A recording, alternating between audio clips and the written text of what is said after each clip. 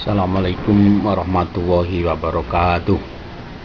Anak-anak yang berbahagia, bahwa pada kesempatan ini kita akan membahas tentang materi bahasa Indonesia. Baik anak-anak, materi ini adalah teks bacaan yang terkait ke dalam kata tanya, siapa, di mana, kapan, mengapa, dan bagaimana. Dan ini diambil dari KD 32, mengklasifikasi informasi yang didapat dari buku ke dalam aspek apa, di mana, kapan, siapa, mengapa, dan bagaimana.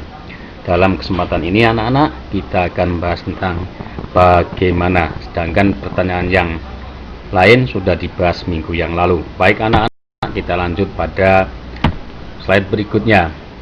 Tujuan pembelajaran. Apa tujuan pembelajaran yang akan kita dicapai pada pertemuan ini anak-anak?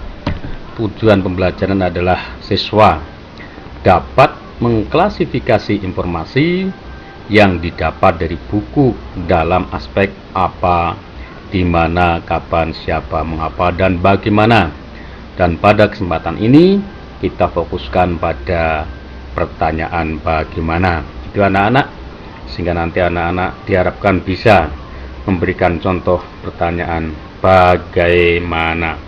Baik anak-anak, kita lihat, atau Pak Guru lihat kan gambar di situ, gambar pertanyaan. Jadi di situ ada beberapa pertanyaan di pikiran anak-anak, kemudian kita fokuskan pada yang Pak Guru garis bawahi yang tebal itu bagaimana. Baik anak-anak, kita lanjut pada suatu kisah, karena tadi kisahnya atau mengambil dari teks bacaan. Kisah antara semut dan belalang. Ini anak-anak mungkin sudah pernah mendengar kisah semut dan belalang. Isi ceritanya singkat, nanti dibaca sendiri. Suatu hari di musim panas dan kemarau seperti ini, semut itu selalu bekerja keras. Kemudian semut itu selalu mengumpulkan makanan, baik itu panas maupun hujan. Singkat cerita, ditanya kepada belalang, untuk apa kamu mengumpulkan? Sedangkan saya tenang-tenang saja. Tapi semut apa? Berjawab, saya mengumpulkan ini demi untuk menyiapkan yang akan datang. Kesimpulannya begitu, nanti bisa dibaca anak-anak kisah tersebut.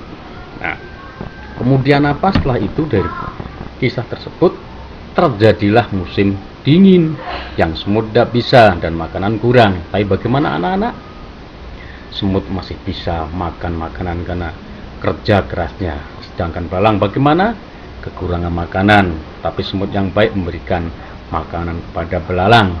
Singkat ceritanya, kita harus menyiapkan hal-hal suatu itu sebelumnya dan jangan sampai menunda pekerjaan. Itu anak-anak cerita yang ada dalam buku kisah semut dengan belalang. Kemudian silahkan nanti anak-anak bisa membaca berkali-kali dan bisa memutar video ini berkali-kali. Nanti akan bisa menceritakan tentang semut dan belalang. Begitu anak-anak kisah ceritanya. Kemudian silahkan nanti anak-anak untuk bertanya. Ini saya lihatkan nanti dari cerita tersebut. Nanti ada beberapa hal yang perlu kita tanyakan. Silahkan anak-anak cerita ini dibaca lagi, karena ada beberapa slide 3 kalau nggak salah.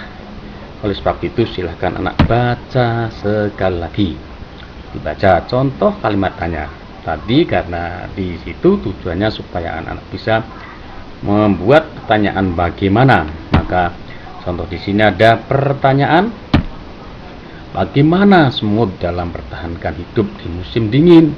Karena musim dingin itu musim yang begitu sulitnya dalam mempersiapkan sesuatu. Maka pertanyaan, bagaimana semut dalam mempertahankan hidup di musim dingin? Itu pertanyaan tadi anak-anak. Ada jawaban di kisah semut dan belalang. Baik, jawabannya kita lihat di slide.